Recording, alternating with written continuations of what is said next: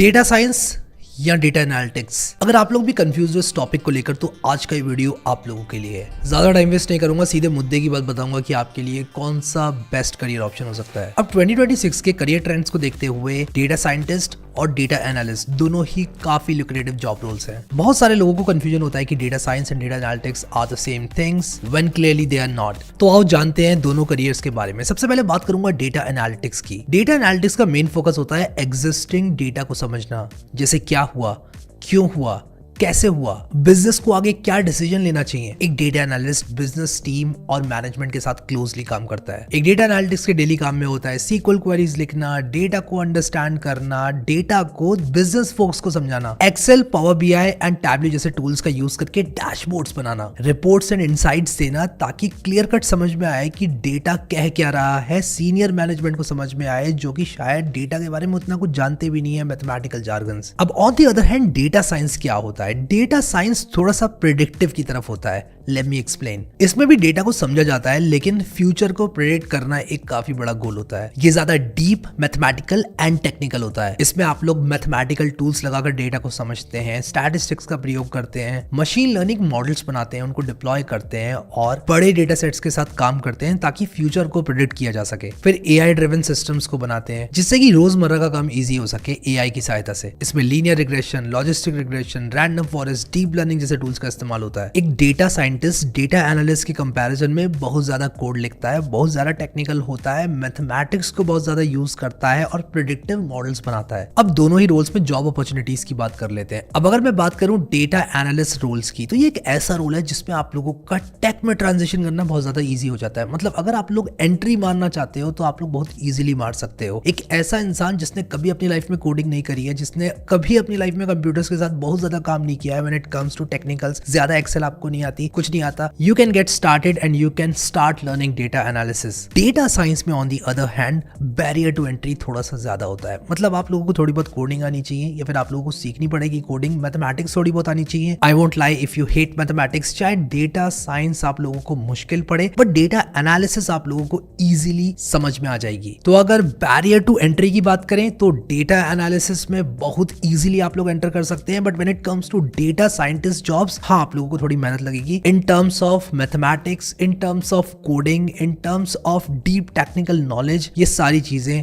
और मेहनत data scientist को ज्यादा करनी पड़ती है। बट इसका मतलब ये नहीं है कि डेटा साइंस रोल बेकार है। डेटा साइंस काफी डीप रोल है, ये एक टेक्निकल रोल है और इसमें ग्रोथ अपॉर्चुनिटीज बहुत ज्यादा है, सैलरीज भी। डेटा एनालिस्ट के कंपैरिजन में अगर मैं दोनों को कंपेयर करूं साइड बाय साइड, हाँ डेटा साइंटिस्ट के पास एक अनफेयर एडवांटेज है, but at the same time data analyst के पास बैरियर टू एंट्री वाली अनफेयर एडवांटेज है।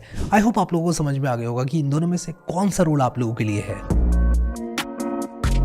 इससे पहले मैं आप लोगों को जॉब नंबर्स बताऊं, ग्रोथ नंबर्स बताऊं, मैं आप लोगों को ये बताना चाहता हूं कि ये जॉब नंबर्स, ग्रोथ नंबर्स एक बहुत बड़े डेटा पूल पर डिपेंडेंट होते हैं। और इसका मतलब ये नहीं है कि अगर मैं आप लोगों से कहूं कि 33% CAGR से एक पर्टिकुलर रोल बढ़ रहा है तो 33% से ही बढ़ेगा आपके केस में, ये आपकी ग्रोथ को रिफ्लेक्ट नहीं करता है। तो US Bureau of Labor Statistics की माने तो डेटा साइंटिस्ट जॉब्स ग्रो करेंगी 34% year on year from 2024 to 2034। ये एवरेज प्रोफेशन के कंपैरिजन में एक बहुत बड़ी ग्रोथ है, 34% की year on year growth. India के अंदर यही CAGR अराउंड 33% का बताया जा रहा है, which is again very very impressive. Plus आज की तारीख पे तो ग्लोबलाइजेशन इतना अच्छा है कि आप इंडिया में बैठ के यूएस मार्केट को सर्व कर सकते हो, यूके मार्केट को सर्व कर सकते हो, ऑस्ट्रेलियन मार्केट्स को सर्व कर सकते हो। I personally serve these markets when it comes to writing code, आप भी कर सकते हो। बट हाँ, कुछ भी इस तरह का काम करने से पहले मैं कहूंगा आप लोग अपनी नॉलेज को पहले एक्वायर कर लो। डेटा एनालिटिक्स की बात करें तो 2025 से लेके 2032 तक 25.5% का CAGR बताया जाता है।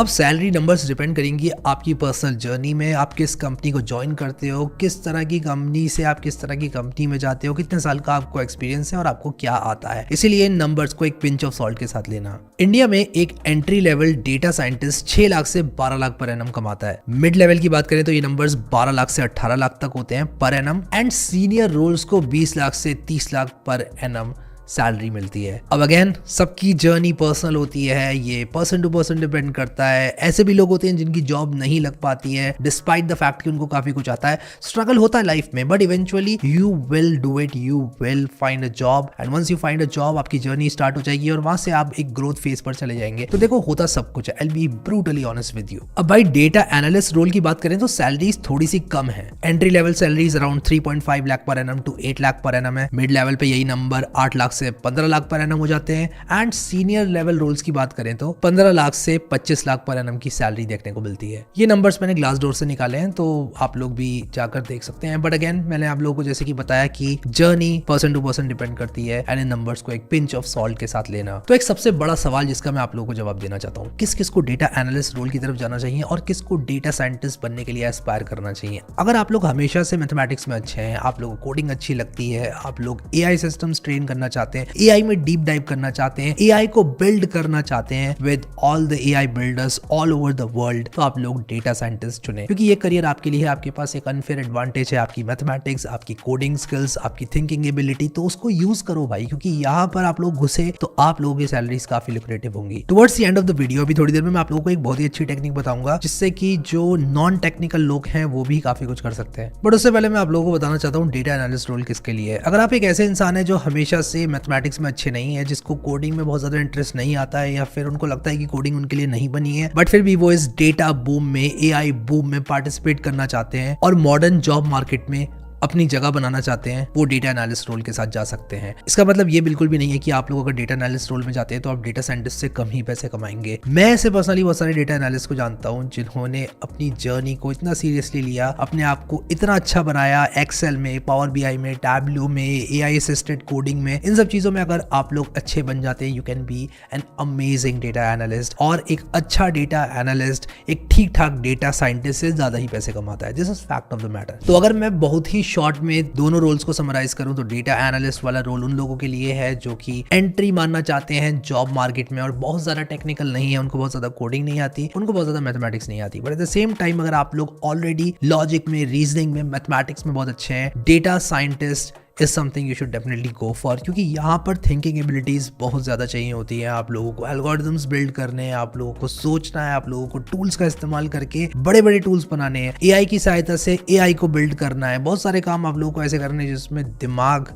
रीजनिंग, लॉजिक, मैथमेटिक्स की जरूरत पड़ती है। तो ऐसे में ये आपकी एक अनफेयर एडवांटेज बन सकती है एंड डेटा साइंटिस्ट का रोल आप लोगों को भाएगा। अब अगर आप लोग जॉब रेडी बनना चाहते हैं तो मैंने ये दोनों कोर्सेज आप लोगों के लिए बना रखे हैं। डेटा एनालिस्ट का कोर्स भी मैंने आप लोगों के लिए बना रखा है, डेटा साइंटिस्ट का कोर्स भी मैंने आप लोगों के लिए बना रखा है। अगर आप लोग बहुत ज्यादा टेक्निकल नहीं है लेकिन उसके बाद भी आप AI, Excel, AI assisted coding, ChatGPT को कैसे यूज करना है ताकि आप लोगों के पास एक अनफेयर एडवांटेज रहे ओवर दोस पीपल जो कि एआई को बिल्कुल यूज नहीं करते हैं या एआई को गलत तरीके से यूज करते हैं या सिंपल प्रॉम्प्टिंग करते हैं, तो वहां मैंने आप लोगों को ये सब चीजें सिखाई हैं डेटा एनालिस्ट कोर्स में।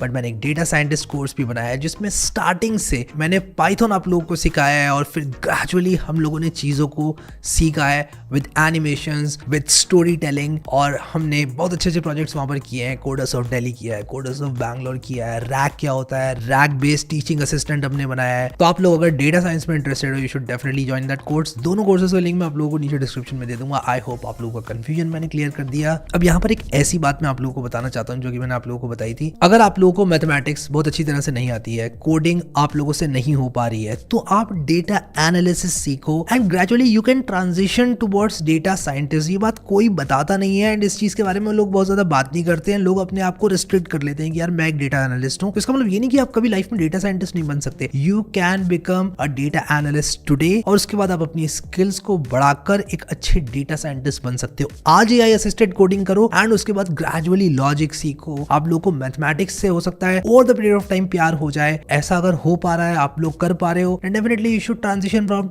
Data analysis profile to a data scientist profile. और अगर ये दोनों चीजें आप लोगों ने सीख ली तो इस इंडस्ट्री में, इस जॉब मार्केट में स्किल सेट की बहुत ज्यादा रिस्पेक्ट की जाती है। You will definitely find your place and you will get what you deserve. With that said, I hope this video was helpful. Thank you so much guys for watching this video and I will see you next time.